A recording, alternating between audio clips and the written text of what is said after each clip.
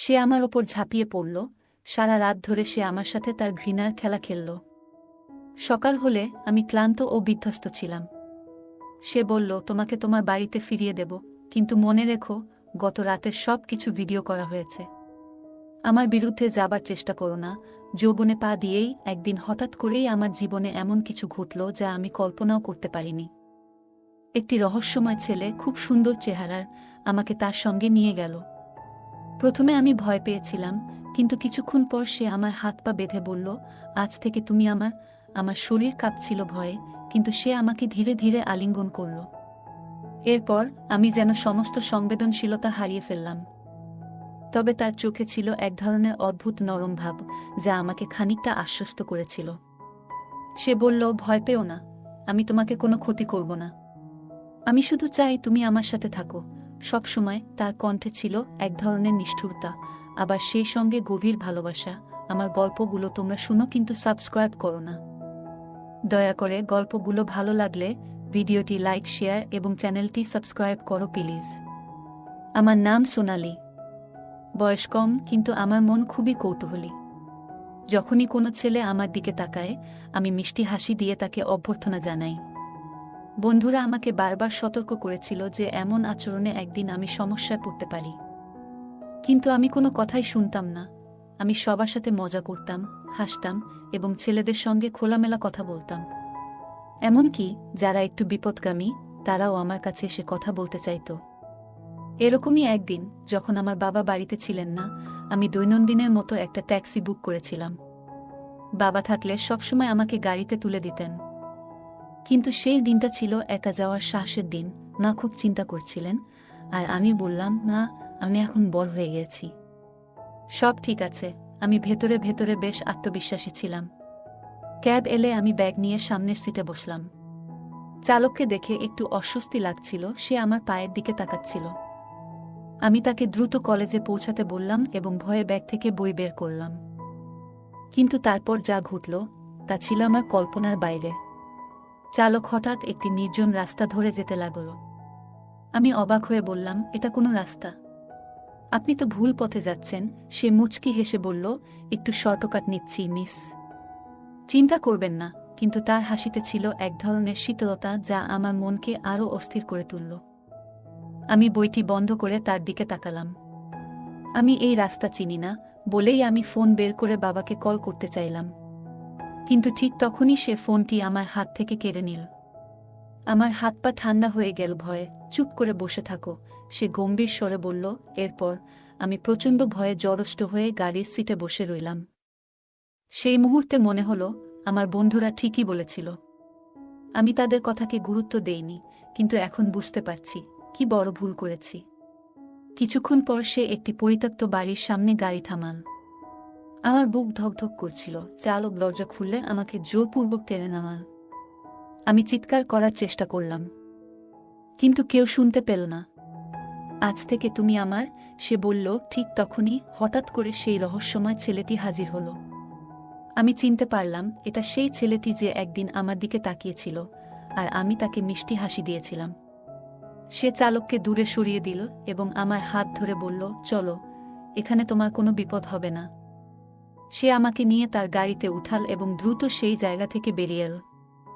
আমি অবাক হয়ে জিজ্ঞাসা করলাম, তুমি কে? সে মৃদু হেসে বলল, তুমি এখন আমার সঙ্গে নিরাপদে আছো, এটুকুই জানো। কিছুক্ষণ পর আমি বুঝতে পারলাম এই ছেলেটার সাথেও আসা আমার ঠিক হয়নি।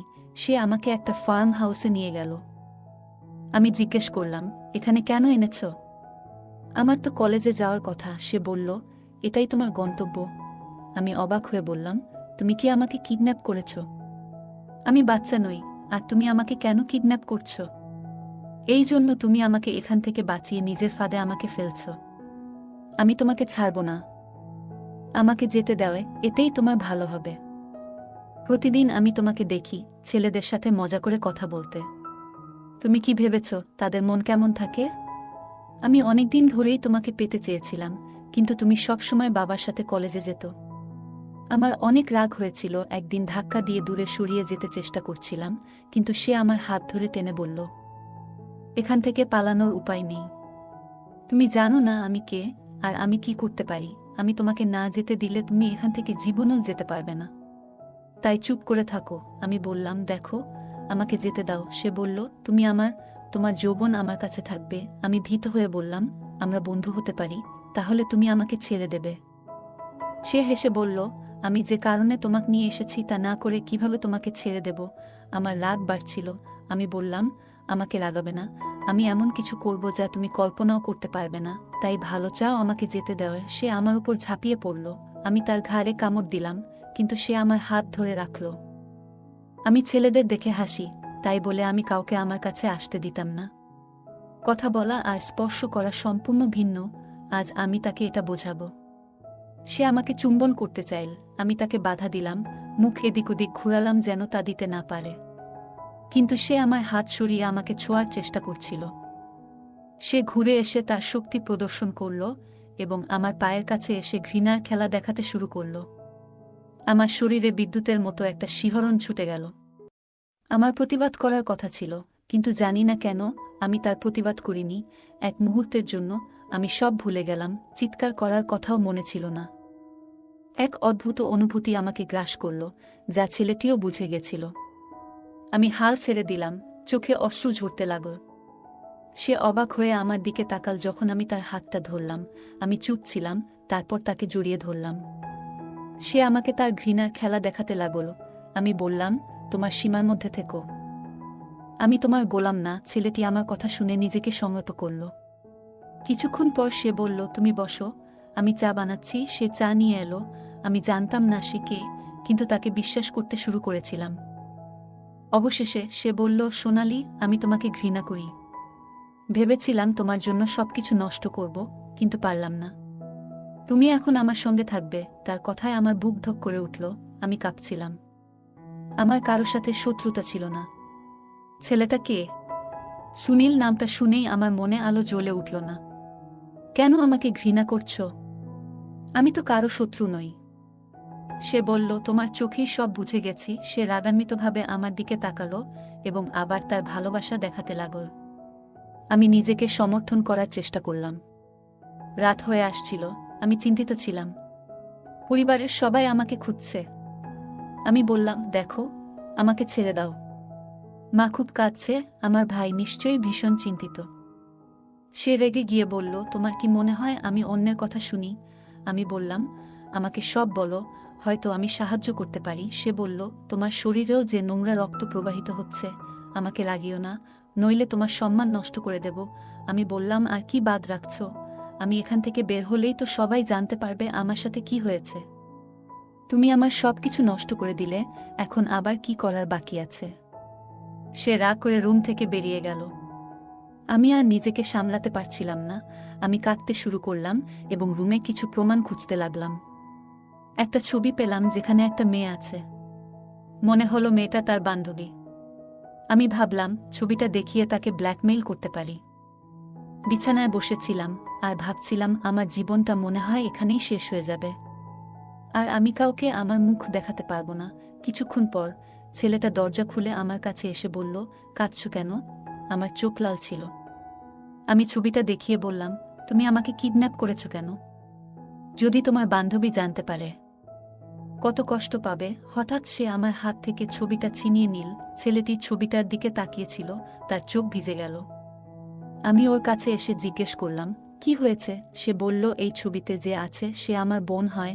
তারপর সে বলল, চলো ডাইনিং টেবিলে বসি। আমি জিজ্ঞেস করলাম, তোমার বোনের বিয়ে কি হয়ে গেছে? সে উত্তরে বলল, আমার বোন আর বেঁচে নেই, আর তার মৃত্যুর জন্য তোমরা দায়ী। আমার চোখে জল এসে গেল। আমি বললাম, কি বলছো?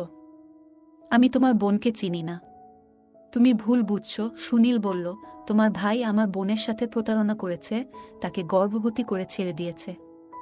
আমার বোন অপমান সহ্য করতে না পেরে আত্মহত্যা করেছে। আমি বললাম, আমার ভাই এমনটা করতে পারে না। রাজীব বলল, তোমার ভাইয়ের জন্য আমার বোনকে সমাজের অপমান সইতে হয়েছে। তাই আমি প্রতিশোধ নিতে চেয়েছি। তোমাকে অপমান করতে চেয়েছিলাম। আমি বললাম, তুমি যা খুশি কর, কিন্তু আমি তোমার সন্তানের মা হতে রাজি আছি। তোমার বোনের মতো আমি আত্মহত্যা করব না। তারপর আমি রুমে চলে এলাম। রাগে আমি কাঁপছিলাম। আমি তার রুমে এসে বললাম, তোমার বোনের মৃত্যু ফেরানো সম্ভব নয়। কিন্তু সব দোষ আমার ভাইয়ের নয়, তোমার বোনেরও ছিল। সে আমার ওপর ঝাঁপিয়ে পড়ল, তার সমস্ত ঘৃণা প্রকাশ করল। আমি বাধা দিইনি, তার ব্যথা মুছে ফেলতে চেয়েছিলাম। সারা রাত ধরে সে আমার সাথে তার ঘৃণার খেলা খেলল। সকাল হলে আমি ক্লান্ত ও বিধ্বস্ত ছিলাম। সে বলল, তোমাকে তোমার বাড়িতে ফিরিয়ে দেব, কিন্তু মনে রেখো গত রাতের সব কিছু ভিডিও করা হয়েছে। আমার বিরুদ্ধে যাবার চেষ্টা করো না। আমাকে তার গাড়িতে করে বাড়ি নিয়ে এলো। বলল, তুমি নামো, কিন্তু আমি তোমার বাড়ির ভেতরে আসব। আমি অবাক হয়ে গেলাম। সে আমার সাথে ভেতরে ঢুকল। বাবা মা ভাই সবাই আমাকে দেখে প্রশ্ন করতে লাগল, কোথায় ছিলে সারা রাত? সুনীল আমার ভাইকে বলল, আমার বোনকে যারা কষ্ট দিয়েছে তাদের শাস্তি দেওয়া হয়েছে। আমার ভাই অবাক হয়ে বলল, তুমি কি করে আমার বোনের কাছে এলেই? সুনীল বলল, তোমার বোনের জীবন নষ্ট করেছি, এখন এটাই তোমাদের শাস্তি। আমি নিজেকে আত্মহত্যা থেকে বাঁচালাম, প্রতিশোধ নেওয়ার পরিকল্পনা না করেই। আমার মা এসে জিজ্ঞেস করলেন, এটা কি নিষ্ঠুর? আমি বললাম, এই লোকটি আমার সাথে যা করেছে তা কোনোমতেই সঠিক নয় মা। আমি সুনীলকে ভালোবাসতে শুরু করেছি, যদিও সে আমাকে তার ভাইয়ের অপরাধের জন্য দোষারোপ করেছিল এবং তার সাথে প্রতিশোধ নিতে চেয়েছিল। কিন্তু সেদিন সে আমার সাথে এসব বাধ্য হয়েই করেছিল, কারণ তার মাথায় শুধু তার বোনের মৃত্যুর প্রতিশোধ ঘুরছিল। কিন্তু সে আমার সাথে ভালো ব্যবহারই করেছিল। আর এখন আমার সাথে যা হয়েছে, এসব সবাই জানতে পারলে আমাকে মরা ছাড়া কোনো উপায় পাওয়া যাবে না। আমি তার প্রেম পড়েছি। আমার কথা শুনে আমার মা অবাক হয়ে গেল আর বলল, সুলিন কি রাজি হবে? আমি বললাম, হ্যাঁ মনে হয় রাজি হবে, কারণ সেদিন রাতে এসব ঘটনার পর আমি তার চোখে আমার প্রতি ভালোবাসা দেখেছি। তারপর আমার মা বলল, দেখো তোর যা ভালো মনে হয়। কয়েকদিন পর সুনীল আমাদের বাড়িতে আসলো। আমি তাকে দেখে অবাক হয়ে গেলাম আর তাকে দেখে কান্না চলে আসলো আর কাঁদছিলাম। আমার কান্না দেখে সুনীল আমার হাত ধরে বলল, সোনালি, আমিও তোমায় ভালোবাসি, কিন্তু আমার বোনের মৃত্যুর কারণে আমি প্রতিশোধ চেয়েছিলাম। তোমার ভাইয়ের জন্য আমি কষ্ট পেয়েছি, কিন্তু তুমি নির্দোষ। আমার তোমার সাথে এসব কিছু কাজ করা ঠিক হয়নি, আমি এখন বুঝতে পাইতেছি। আমাকে মাফ করে দেওয়ায়। তোমার ভাইয়ের প্রতি রাগ আমি তোমার কাছে দেখিয়েছিলাম। আমাকে মাফ করে দেওয়ায়। তার চোখে জল ছিল। আমি বললাম, তাহলে এখন কি হবে? সে বলল, আমরা দুজনই একে অপরকে ভালোবাসি, বাকি শুধু বিয়ে করা। আমরা দুজনেই বাড়ি থেকে বেরিয়ে গেলাম এবং আমার পরিবারের সদস্যরা আমাদের দিকে তাকিয়ে থাকল। এখন আমি খুশি, কারণ যার কারণে আমার জীবনটা নষ্ট হওয়ার পথে ছিল সেই আমার জীবনটা ঠিক করে দিল। আমরা বিয়ে করে চেয়েছিলাম, এখন আমরা একসঙ্গে সুখে সংসার করছি। সে আমাকে অনেক ভালোবাসে। গল্পটা কেমন লাগলো জানাতে ভুলবে না। আরও মজার মজার রোমান্টিক গল্প শুনতে চাইলে ভিডিওটি লাইক, শেয়ার এবং চ্যানেলটি সাবস্ক্রাইব করতে এবং বেল আইকনটি টিপতে ভুলবে না। ধন্যবাদ।